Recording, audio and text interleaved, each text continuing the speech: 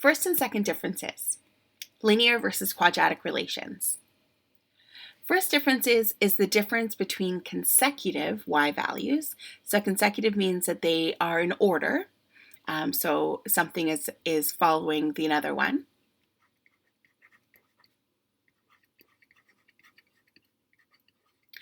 In a table of values with evenly spaced x values. The first differences are constant for a linear relation, and we explored this already in our linear relations unit. The second differences, though, is something new. So the second differences is the difference between, again, consecutive first differences, though.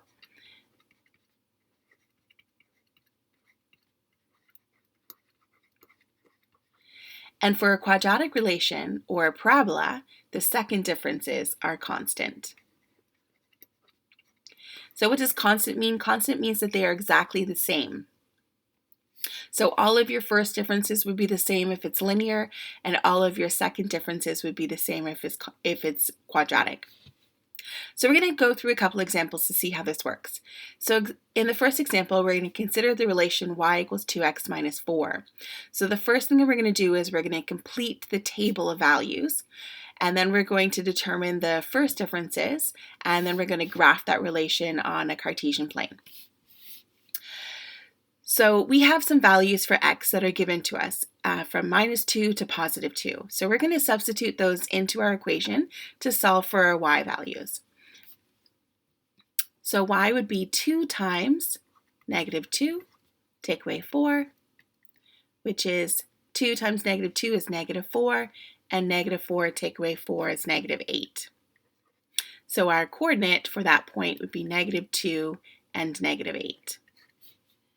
We'll do the same thing when x is -1. So 2 times -1, take away 4. 2 times -1 is -2, and -2 take away 4 is -6. Again, we're going to write that coordinate. Same thing for 0. 2 times 0 minus 4. 2 times 0 is 0, and 0 take away 4 is -4. For +1, 2 times 1 minus 4. 2 times 1 is 2, and 2 take away 4 is -2. And lastly, for +2, so 2 times 2 minus 4. So 2 times 2 is 4, and 4 take away 4 is 0. So when we're looking at the first differences, we look at the y values, so the values in our y column. And because our x values go up at a constant rate, so they go up by 1s, which is what we like to see, we can figure out our first differences. So remember to work at the first differences, and I've grayed off this first row for you so that it's easier to think about. You're going to take the number below, and you're going to subtract the number above. So -6, take away -8. Remember, when we have two negatives beside each other, it turns into a positive. So -6 plus 8 is +2. I'm going to do the same thing for the rest of these numbers. So -4, take away -6. -4 plus 6 is 2. -2, take away -4. -2 plus 4 is 2. And 0, take away -2, which is 0 plus 2, which is 2. So all of my first differences are the same, so therefore it's going to be a linear relation.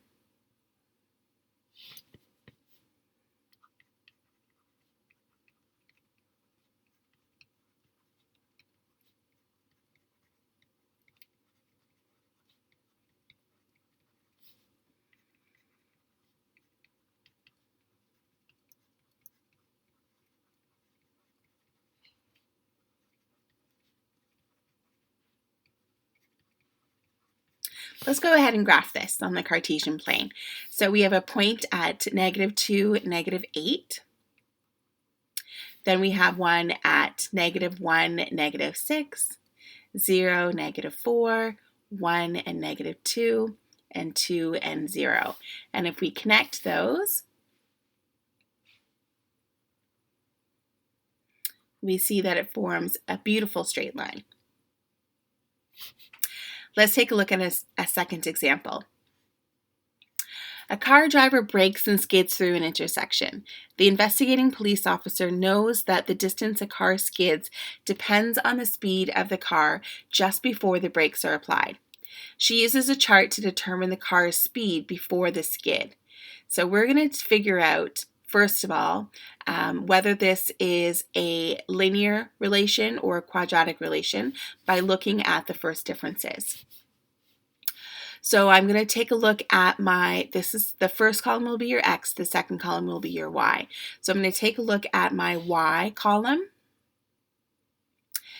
and I'm subtracting 0.7. So I'm taking 0.7, subtracting 0, which gives me 0.7. Then I do 2.9, subtract 7, which is 2.2. 6.6 subtract 2.9 is 3.7. You can use your calculator for these. 11.8 take away 6.6 is 5.2. 18.5 take away 11.8 is 6.7. 26.7 take away 18.5 is 8.2. 36.4 take away 26.7 is 9.7. And we're going to keep going. We get 11.2. And lastly, 12.7. So we notice that the first differences are not the same. So now we're going to take a look at the second differences and see if it's going to be a quadratic relation. So just like we did with the first differences, we're going to take a look at the numbers in our first differences column, and we're going to subtract the one on top from the one below. So 2.2 take away 0.7, that gives us 1.5. 3.7 take away 2.2 is 1.5. 5.2 take away 3.7 is 1.5. And I'm going to keep going all the way down my column. I can use the calculator to help me with these subtraction of our decimal numbers. And I find that they are all 1.5.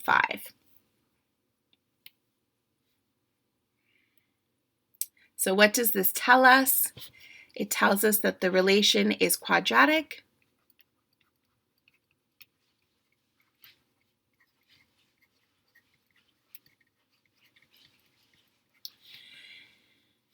And we know because the second differences are the same,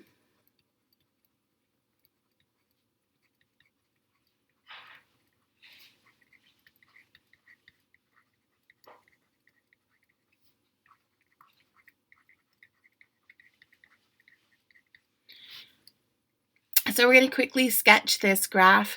Now it's not going to be perfect because we have some decimal numbers here to deal with, but we're going to do our very best.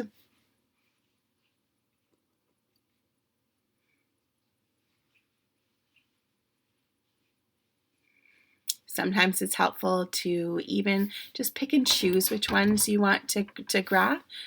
So I'm going to go with 40 and then like 11.8, so maybe about right there, so that I'm skipping some of these really small ones. And then I'll go to 70 and just a little bit above 35. And we'll go with 90 and just a little bit above 60. And then I'm going to take my, I know that this is going to be a curve because it's quadratic. So create something like this. So now we're going to use this curve to estimate the initial speed of the skid mark if the skid mark is 41 meters long. So I'm going to take a look to see where 41 meters is. So maybe about right here. So just above 40. And I'm going to follow this line all the way until I reach my graph. And then I'm going to go down. And it's not quite 75.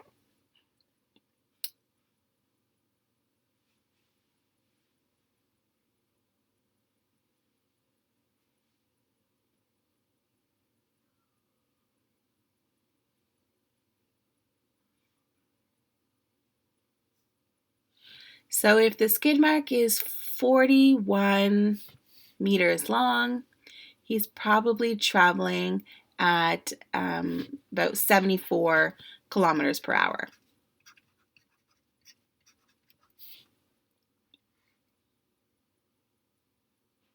All right, let's take a look at another example. For this relation, we are going to take a look at h equals negative 5t squared plus 210, which describes the path of a rock that falls from the top of a cliff, with h representing the height in meters and t representing the time in seconds. So we're going to complete this table of values by substituting our values for t, which represents the number of seconds, into our equation so that we can find the height, which is in meters. So I'm taking negative 5 times 0 squared plus 210. You can use your calculator for this. 0 squared is 0. 0 times negative 5 is 0. And 0 plus 210 is 210. I'm going to do the same thing all the way down. So substituting in 1. 1 squared is 1. 1 times negative 5 is negative 5. And negative 5 plus 210 is 205.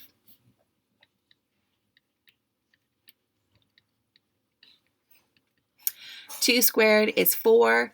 4 times negative 5 is negative 20. And negative 20 plus 210 is 190.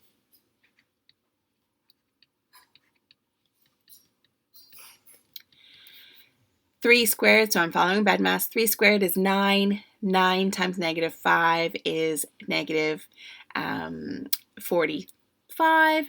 And negative 45 plus 210 is 165.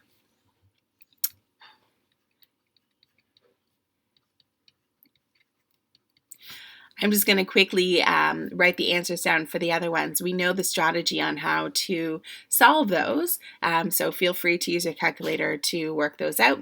The next one will be 130. Substituting in 5 next for our value of t will give us 85. And then lastly, substituting our value of 6 will give us 30. So now we're going to work out our first differences. So remember, we take the number from the bottom and we subtract the one on top. So we're going to take our 205 and we're subtracting our 210, which gives us negative 5. Then we're going to take 190, subtract 205, and that gives us negative 15. 165, take away 190 is negative 25. 130, take away 165 is negative 35, and so on.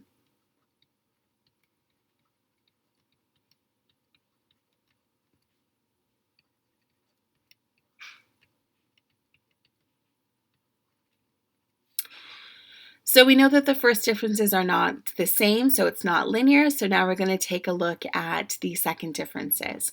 So remember, we are taking negative 15. We are subtracting negative 5, which gives us negative 15 plus 5, which is negative 10.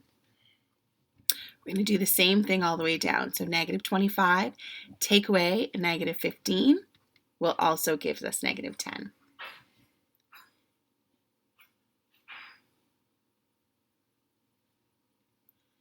Then we go to negative 35, take away negative 25 is negative 10, and so on.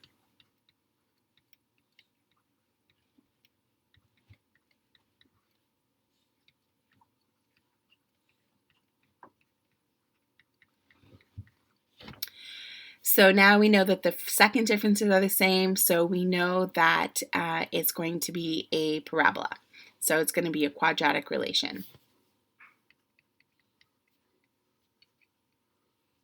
So we can say it's going to be a parabolic curve because the second differences are constant.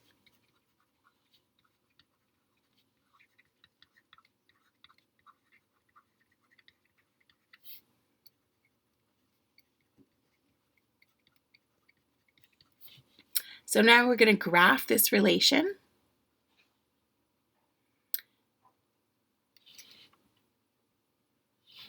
So here's my origin.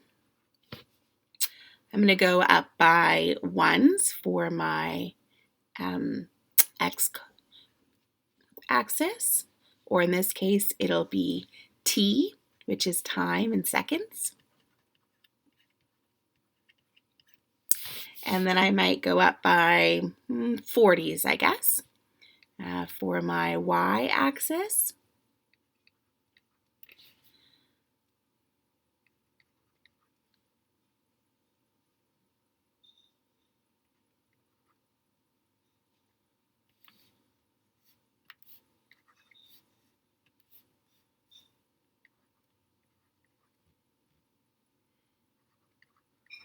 And this is the height in meters. So I'm just going to go ahead and plot these points. So 0 and 210, 1 and 205, 2 and 190,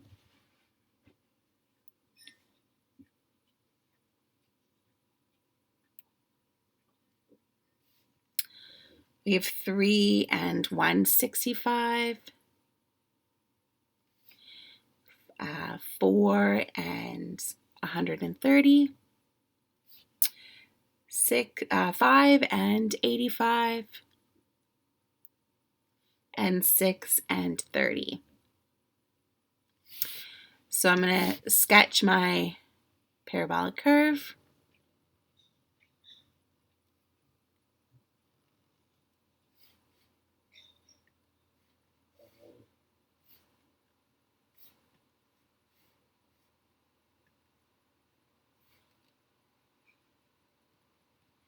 And I'm actually going to make it so that I hit the bottom of that axis, so the T.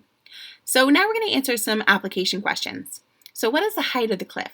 So the hint is to look for the y-intercept. So where did that rock start from? Well, it started from a height of 210 meters. How long will it take the rock to reach the bottom of the cliff? Well, we're going to give a good estimate, so maybe about 6.5. So 6.5 seconds. So that's when it reaches the ground. Okay. And then how far from the bottom of the cliff is the rock when half the time has passed? Again, this is going to be a good estimate, right? It's not going to be perfect. So about 6.5. So it's just a little bit more than 3. So about maybe here. So I'm going to go up till I hit my graph, and then I'm going to go over to see where it is. And it's probably about 150 meters, give or take. So I can say that it's going to be 150 meters from the bottom of the cliff when the rock is about halfway. If you have any questions about this lesson, please reach out to me. Send me an email or sign up for a virtual help session, and I will see you in the next lesson.